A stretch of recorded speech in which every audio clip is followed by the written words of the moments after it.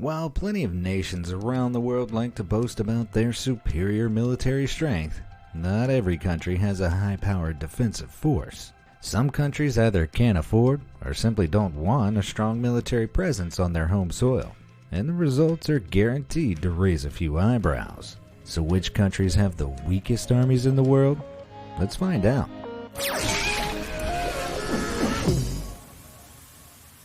North Macedonia. Officially called the Republic of North Macedonia, this small landlocked country is found on the Balkan Peninsula.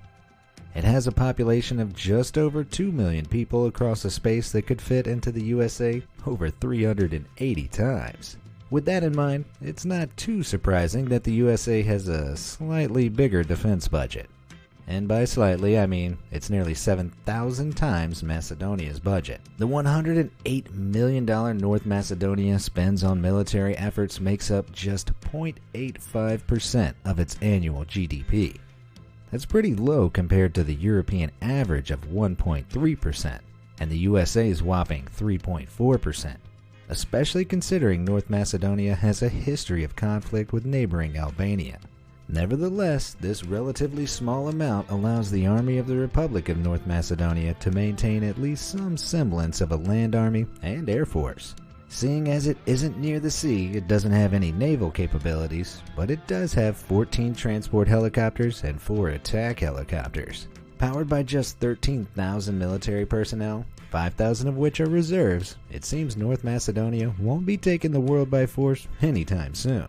After all, when it comes to war, there's power in numbers. But while the Macedonians keep their military spending humble, they spend it well by flying Santa Claus into the Skopje International Airport via military helicopter every year. Now all Santa needs is to fire a rocket launcher to announce his arrival, and Macedonia will gain 1,000 military strength points on intimidation alone. Bosnia and Herzegovina. They say diamonds are forged under pressure, but that doesn't really hold true for the armed forces of Bosnia and Herzegovina. This southeastern European country created an army right in the midst of the 1992 Bosnian War. The quick turnaround and limited access to supplies meant this country's army was made up from anyone they could get their hands on, including criminal gangs. Despite its reformation in the early 2000s, things haven't improved much. Though Bosnia-Herzegovina does have a small section of coastline, totaling a mere 12 miles, the country has no naval forces or equipment in place. Their air force is believed to contain just 19 helicopters, but reports suggest none of them are actually designed for defense. What little strength they do have can be found in their land forces, which consist of 10,500 active military personnel. While the structure of the country's armed forces allow the capacity for 6,000 soldiers in reserve, those reserves are allegedly non-existent. But despite all that lacking manpower, the country has a relatively sizable military defense budget of $165 million. This monetary figure has drawn attention in recent years as the public began to question what their money was being used for. Indeed, in 2012, Bosnia and Herzegovina's presidency chairman, Milorad Dodik, called for the military to be abolished in response to suspiciously high spending with poor resulting performance. The armed forces ultimately stuck around, but when your own government begins arguing that your military is pointless, it's hardly the sign of a global powerhouse. Suriname. In the last 40 years, Suriname has experienced not just one, but 2 coups d'etats, as well as a civil war that have consequently brought the military to its knees. South America's only Dutch-speaking country has a severe lack of military boats, aircraft, and even cars, with the little that it does have being largely decrepit and obsolete. Suriname's armed forces, made up of 1,850 active personnel selected from the less than 600,000 total population, might be effective on a small scale if it weren't for the lack of equipment. Currently, the Suriname Air Force has just 3 service helicopters in its charge. For a long while, the Navy and Coast Guard had 3 patrol boats that were purchased in the 70s. But by the early 2010s, they were so outdated that none of them were in service at all until 3 new ones were purchased in 2012. Since then, Suriname has been reliant on the military donations of other nations, seeing as all those coups and internal conflicts also did a number on its economy. With all those problems plaguing their military, it's not surprising the Suriname defense budget only reaches $63 million. That's not even enough to buy one F-35 fighter jet. And how are you supposed to intimidate your enemies without a jet? Maybe a few cardboard cutouts would suffice for now? Somalia. Since the overthrow of its government in 1991, the African nation of Somalia has been gripped by civil war. As you might expect, this has made organizing a military a little tricky to say the least. While Somalia has an active official military of 20,000 personnel, that's nothing in contrast to the size of its population, which exceeds 15 million people. The scale of the internal conflicts means a notable part of the population belongs to fighting forces outside the official national military. It also means the military's 100 armored vehicles and 10 tanks are usually busy fighting civilian problems rather than defending the borders. As you can imagine, this would put Somalia at a huge disadvantage if another nation were to attack. And even though it has the longest coastline on the African mainland, until 2012, its navy was almost non-existent thanks to the Civil War's destructive effect on most national institutions. That year, however, the United Arab Emirates stepped in to help fund the Somalian naval force.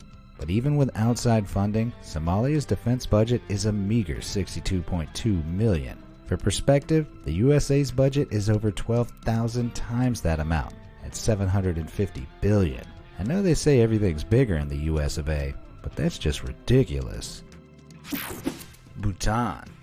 Officially known as the Kingdom of Bhutan, this tiny country in Southeast Asia is more famous for its monks and monasteries than for its military. Although traditionally, both of them look equally intriguing. Being totally landlocked, this 15,000 square mile nation, which is just a little larger than the US state of Maryland, has just 7,000 military personnel.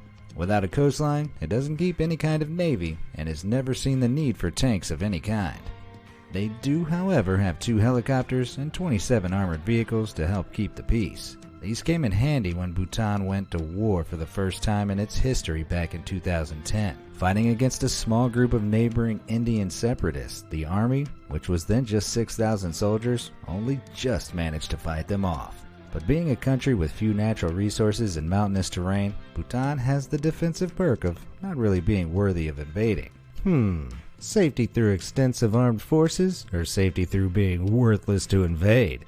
Let me know which defense tactic you prefer in the comments below. Costa Rica.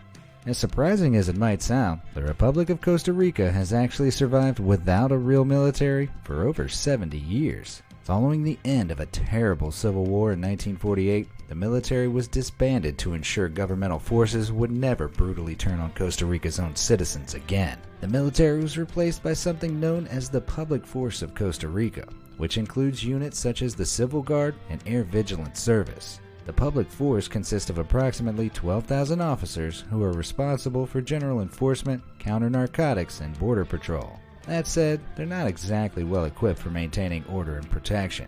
Until 2018, they only had 70 very basic limited-range vessels capable of patrolling the country's 800 miles of coastline. Fortunately, that year the United States donated 3 patrol boats, 2 interceptors, and 4 helicopters, though none of them are actually armed. But despite having to rely on the hand-me-downs of other nations, there is an upside to having no military.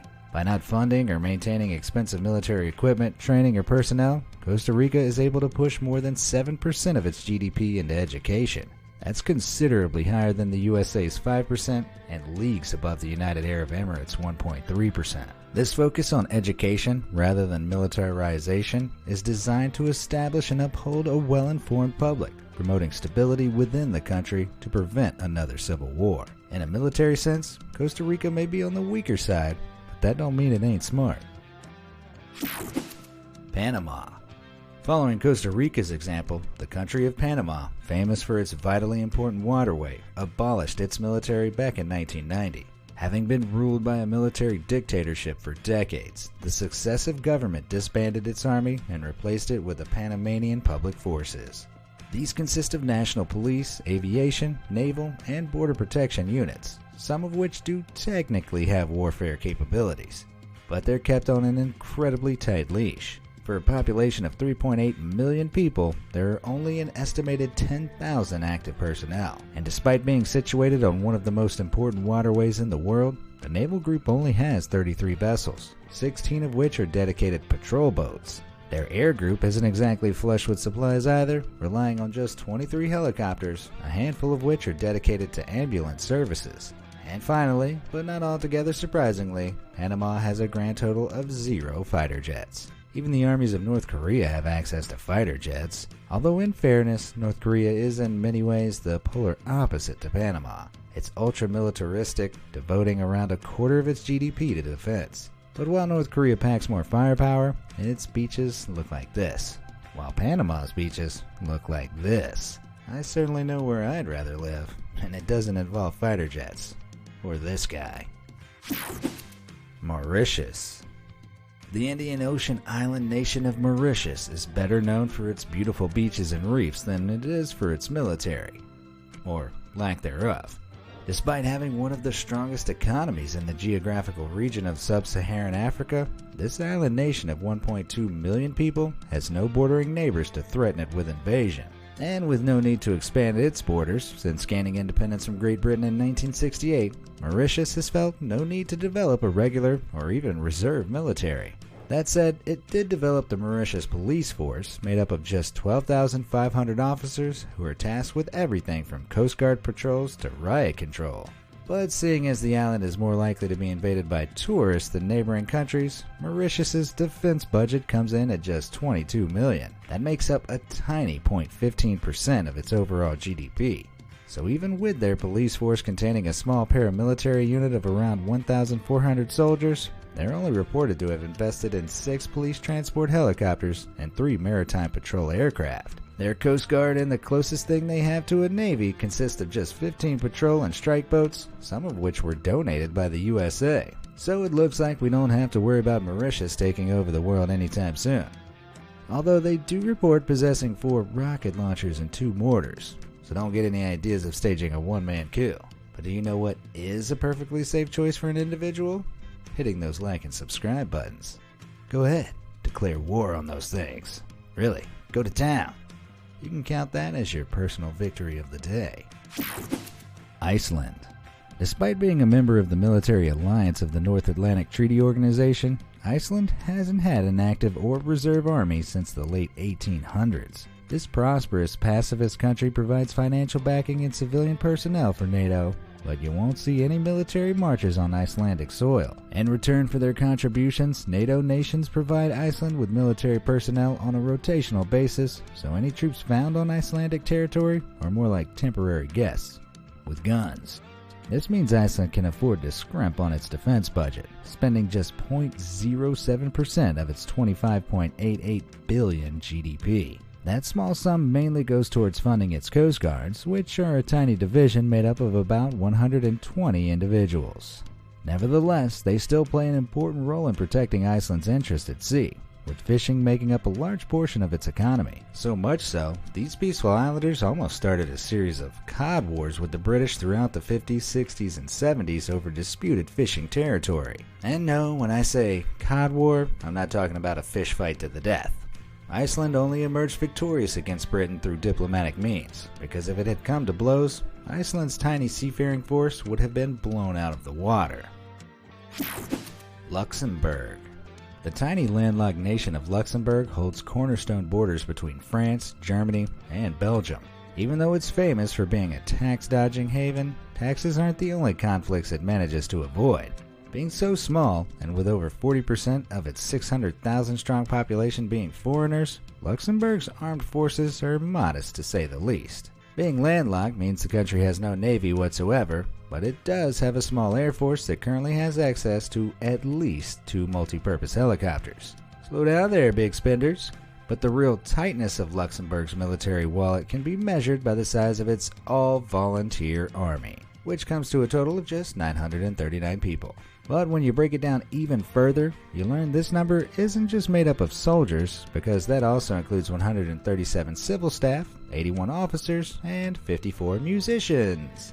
In fact, the Luxembourg army has more musicians making up its ceremonial bands than it does corporals directing the 428 voluntary soldiers. So if France or Germany ever set their sights on little Luxembourg, let's hope a rendition of When the Saints Come Marching In keeps them at bay. Monaco. Despite boasting big budgets for its monarchy, casinos, and yearly Formula One races, Monaco certainly isn't spending much on its defense. Despite 32% of the population being made up of millionaires, the second smallest country in the world has no regular military force. Any major matters of Monaco's defense fall into the lap of neighboring France. But Monaco isn't completely defenseless without its big French brother. The sovereign state has two small military units. One is known as the Compagnie des Carabiniers du Prince, which protects the prince's judiciary. The other, the Corps des Sapeurs-Pompiers, is responsible for civil defense and firefighting. Although it's reported that Monaco has a combined military force of around 260 personnel, about 140 of those make up its aforementioned firefighting service. That leaves the entire country with around 124 soldiers. And they're mostly employed for ceremonial purposes. You could probably overcome that with one man, a gun, and a donkey. Despite the lack of firepower though, somehow the worst part about Monaco's military is their rather peculiar looking array of uniforms. Although it could always be worse, they could be part of the Vatican City's Swiss Guard or Iran's Army Hedge Camo Parade. With uniforms like those, it seems sometimes the best military a country can have is none at all. In light of all these different approaches to defense, how important do you think a big military force is for a country? Let me know in the comments down below, and thanks for watching.